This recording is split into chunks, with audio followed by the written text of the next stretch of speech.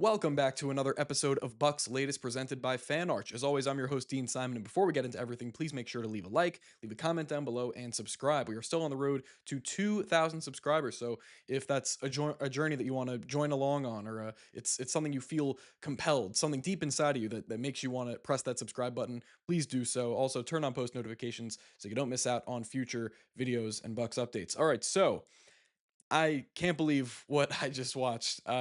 The Milwaukee Bucks came away with a home victory, 120-110 over Steph Curry, Jimmy Butler, Jonathan Kuminga, and the Golden State Warriors without Giannis Antetokounmpo. Ryan Rollins, after a career-high 25 points against the Knicks, comes away with 32 points and 8 assists against Golden State, against Steph Curry, while guarding him the entirety of the night. He's in his shirt pocket the entirety of the night.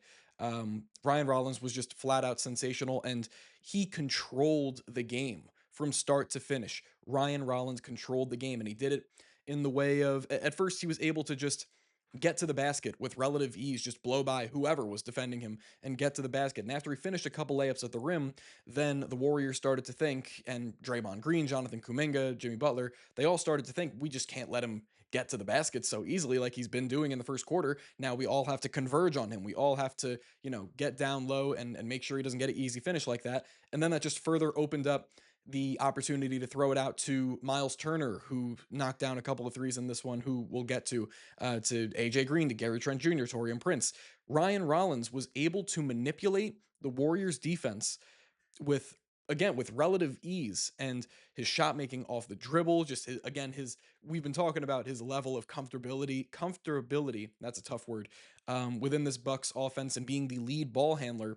And in this game, this was his, I mean, of course, on like a national media level, this is going to be like the big coming out party for Ryan Rollins, but my goodness, what a masterful performance. And then when it got down to the bitter end, and Ryan Rollins had the chance to put this Warriors team away with a couple of big shots down the stretch. That's exactly what he did, driving into the paint, the little step back jumper over Draymond Green in like the kind of mid post area, which he drilled, and then of course the step back three over Jimmy Butler to ice this game and get us to the final score of 120-110. What an unbelievable performance by Ryan Rollins, and he may have just won the starting point guard spot for the foreseeable future. And I would not blame Doc Rivers if he made that choice going forward, that Ryan Rollins is the guy at point guard. And then until KPJ, whenever he comes back, until he proves that he should be higher in the pecking order, Ryan Rollins, I think from now on, should be the starting point guard for this basketball team. Because if Ryan Rollins, of course, maybe 25 points, 32 points a night is not sustainable, but if he can stay around the 15 point per game mark that he was at coming into this game, playing stellar defense the whole night, and which we are going to talk about, Ryan Rollins has earned his keep as the starting point guard of the Milwaukee Bucks. What an unbelievable performance for Ryan Rollins. And this is to do with Ryan Rollins, to do with Cole Anthony also, and Gary Trent Jr. very much. Um, all of these guys that were in Steph Curry's back pocket for the entirety of the night. I came into this game talking about the need for special levels of communication between Ryan Rollins and Cole Anthony and whoever else is guarding Steph on the perimeter, because when he's coming off of these screens, you need to be able to communicate these switches very, very fast. And this is just it's obviously the biggest hurdle with guarding this Warriors team. So this was a major piece of the puzzle in terms of the defensive effort. And though a guy like AJ Green kind of got burnt a little bit on these kinds of plays where Steph is coming off of what they call their split action and he gets a couple open, or open enough threes on the right wing, mostly you can't really stop that, but the Bucks did a good enough job at containing him, and specifically with, again, like Ryan Rollins and Gary Trent Jr. actually down the stretch, forcing turnovers on Steph, just forcing him to lose his handle, ball goes out of bounds, and then we're quickly going the other way. This was a special performance, not just by Ryan Rollins on the offensive end, but by this Bucks perimeter defensive squad on the other end of the floor. And even AJ Green had a couple of moments. Mostly, it wasn't really too positive. But this Bucks defense as a whole on the perimeter, with again Gary Trent Jr. stepping up and taking on Steph on a couple of huge possessions down the stretch. That was absolutely terrific. And they said on the broadcast that they had forced 22 Warriors turnovers throughout the game, but then I looked at the NBA.com statistics and it said 19. So I don't know who's wrong there, but either way, the Bucks forcing 19 turnovers on this Warriors team, who this is a team that's prone to make a lot of mistakes. And if you can get them rattled enough, if you can be again in their back pocket the entire night and just and leave them with no options, this team is going to be prone to forcing turnovers. And this is exactly how they fell into the Bucks game plan, because they made everything as hard as possible. They made catches hard, just like, on entry passes. Just relentless effort led to a bunch of silly mistakes, like Steph and Brandon Pajemski throwing the ball 3/4 court and having it sail over the head of the anticipated target. Steph, again, just like fumbling the dribble out of bounds, things like that. And that's just the relentless pressure of Ryan Rollins, of Cole Anthony, who ended up fouling out of this game, and of Gary Trent Jr., Torian Prince, and Kyle Kuzma, too, but mostly the first three guys of that group.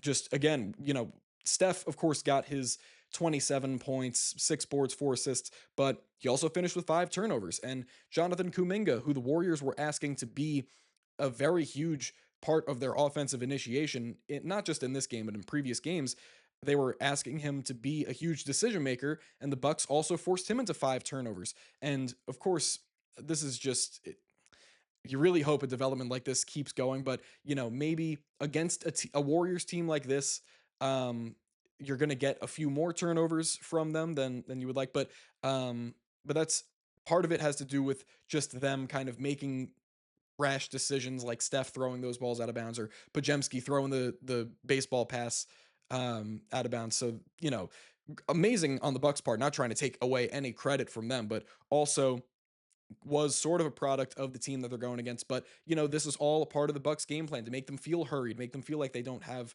a good enough chance to get a quality shot off on a given possession. So just masterful defense as well against one of the NBA's best offenses and best offensive players of all time in Steph, and against Jimmy Butler, Kyle Kuzma, and Jonathan Kuminga. Myles Turner, this was his breakout offensive game. We've seen Myles; he was kind of putting up between the 5 and 7 point range per game heading into this one, but he breaks out for an efficient 17 points, 3 of 6 from three. And the last three that he hit, where it was a crazy possession that led to him getting that, I believe it was getting a loose ball, and then he took like one dribble and pulled up with no hesitation over Al Horford, who was kind of just standing there in like kind of the middle. He wasn't really committing to a Myles Turner contest. He didn't have his hands up. He just wasn't close enough at all. So Myles Turner just threw it up, and Al Horford got a late contest. It splashed down, and that was one of the biggest shots that ultimately led to the Bucks pulling away and grabbing this win, other than the Ryan Rollins shots. But Myles was again sensational on both sides of the floor. And he was put in a really, really tough spot against this team, especially with a guy like Al Horford coming in and playing, like between 20 and 22 minutes a night, because that's a guy that you have to respect from 3 point range, and you have to step out of the paint to try and contain as well. You can't just let Al Horford shoot open catch and shoot looks. So this was a really tough matchup for Myles Turner.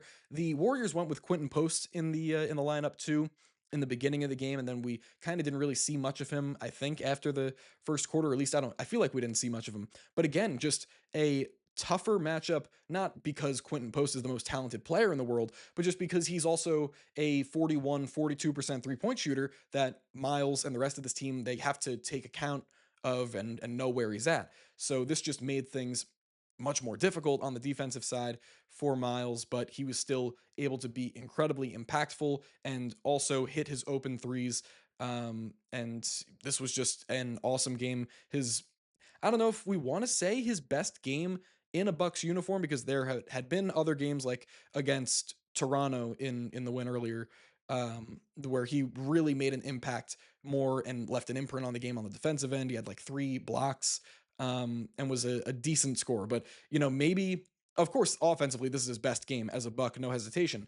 But yeah, maybe could be his overall best game so far. And of course, the Bucks desperately needed every one of those 17 points to eke out this win, especially when things were starting to get closer in the second half. Steph was starting to get hot, and it became a 3 point game with like 6 minutes left. But then Myles, helping this team just roll on forward and get key stops, force key turnovers, go back down the other end and score. Looking ahead, don't know if Giannis is going to be out for this game on Saturday against the Sacramento Kings and a red hot Zach LaVine, who's looking like one of the best scorers in the NBA. This is going to be a tough one, especially if there's no Giannis again, which he was looking. I think he was probable. That was the designation before this game against Golden State. He was probable, and then he was a late scratch and was ruled out maybe a half hour before the game started. But if there's no Giannis against Sacramento to close out this homestand, this is going to be really tough for Myles Turner because Domantas Sabonis has led the league in rebounding he led the league in rebounding 3 years in a row, I believe, from 2021 to 2024, I believe. And there's no really stopping him on the glass. He's going to get his 13, 14 rebounds, and there's not much you can do about it.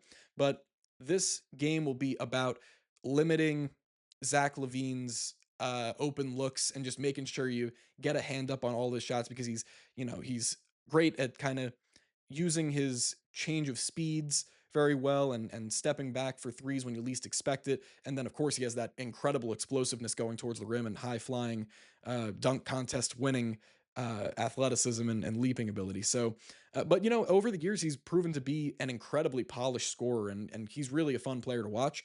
So, keeping Zach LaVine in check is probably going to be the biggest key to coming away with a win now against the Kings and just trying their best to keep Domantas Sabonis off the glass, which of course is a very tall task in itself.